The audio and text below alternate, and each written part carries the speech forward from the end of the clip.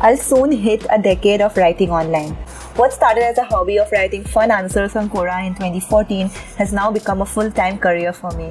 When I started, not many people were writing online. I enjoyed the little perks of being an early adapter, and it helped me grow my audience to what it is currently. Cut to 2023, and there are more than 207 million digital creators worldwide, making the competition insane and the chances of success much lesser. The creator economy is surely thriving, but how do you set yourself apart, and how do you make sure you don't get lost in the sea of online creators out there? The key to succeeding today as an online creator is having a strong portfolio. If I had to start from scratch in 2023, the first step I would focus on would be to build a strong writing portfolio. Before we begin and I show you the step-by-step guide of how to build a strong writing portfolio as a writer, let's take a look at some of the perks of having a great writing portfolio. The first is it gives you an edge while pitching to freelance clients for work. The second is your chances of getting into websites that pay per article increases. If you are curious about what kind of websites pay you for writing, you can check out a video that I made here. It's linked right here. The third perk is if you have a great writing portfolio, then you have a better chance of closing more high-ticket deals. And the fourth and the most interesting perk is a strong portfolio lets you build multiple income streams like having paid clients, consulting gigs, speaking gigs, and writing guest posts for websites, etc. Now that we've established the perks of having a great writing portfolio, let's take a deeper dive and take a look at what goes into building a strong writing portfolio if you had to start from scratch right now. Step 1 is identifying your niche. The first client that approached me for freelance writing work back in 2020 was a tech company. They wanted deeply researched scientific articles that I was least interested in. I used to spend hours writing one article, and the pay wasn't even worth it to justify the effort. The result? In less than 3 months, I got tired and I swore never to get into freelance writing again. In hindsight, I realized that I was blowing off my chances by working with clients who wanted me to write in niches that I was not interested in. To make sure you don't repeat the same mistake, pick a niche and choose something that you're really curious about and passionate about, so you don't fall into the same trap of writing articles that you are not happy about writing.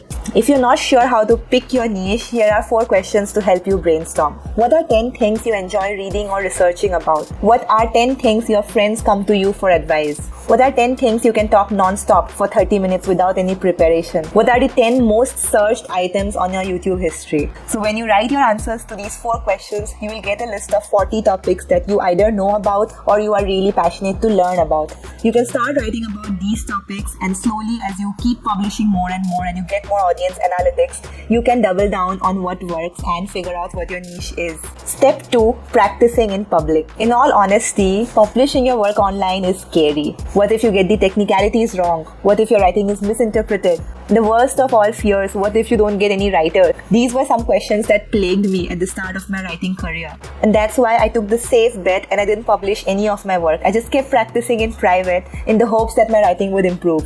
Now, I've come to realize that practicing in private has many pitfalls. The biggest of them being, you don't get any feedback on your writing. So what you think is good is based on your interpretation and it's not based on audience data. And another major pitfall is, you cannot build a community of followers online. When you publish your work on some platform, you get feedback so you know what to improve on, and you also get to build a base of readers who will keep supporting you throughout your writing career. Step 3, quantity over quality. Repeat after me.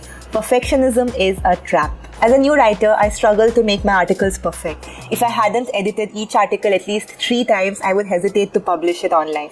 And the result, I have more than 170 drafts on my Medium backlog that I'm never going to publish. I have hundreds and hundreds of stories in my computer that I didn't publish because I thought they weren't good enough. To create a strong writing portfolio, you need published content that draws the reader's eyeballs. You can build your audience faster by publishing a lot of articles in the beginning. Publishing a lot also helps you figure out who your audience is and what are their expectations from you as a creator. That way, you can deliver on their expectations better and fine-tune and refine your audience. While starting, focus on quantity over quality. There is no end to the quest for perfectionism, so don't let it become a hurdle on your path to becoming a successful writer. Step 4, attaching your name to top-notch publications. While you're writing and publishing your work online and building your audience, also focus on attaching your name to reputed publications.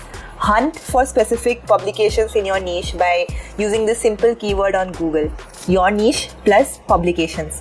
That way you'll get a list of publications online that cater to your niche and are publishing quality content every day. Then you have to send a pitch to these publications so that they can publish your article online. If you get a quality byline in a great website, that immediately increases your credibility as a writer.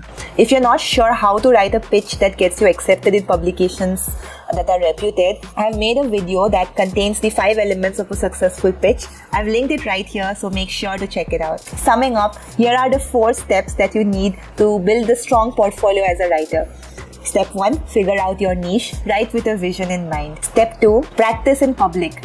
Publish your articles on an online platform where people can see them. Don't just keep writing on your computer and assuming your quality is good. Step 3, quantity over quality. Publish a lot in the beginning so that you know what your audience expects from you as a writer. Step 4, attach your name with reputed publications in your niche. When you start writing online, nobody is going to care about your work in the beginning. But if you follow these 4 steps, by the end of the first 3 to 4 months, you are going to have a stellar portfolio and nobody will have the will to ignore you or undermine your work. If you're a new writer looking for some guidance on how to get started into freelance writing, I have a free 5-day course for writers to monetize their work. You can check out the link in the description of this video. If you found this video useful, please share it with your writer friends so they can learn something new too. Don't forget to subscribe to my channel so you don't miss out on future content like this. I'll see you again super soon with another new video.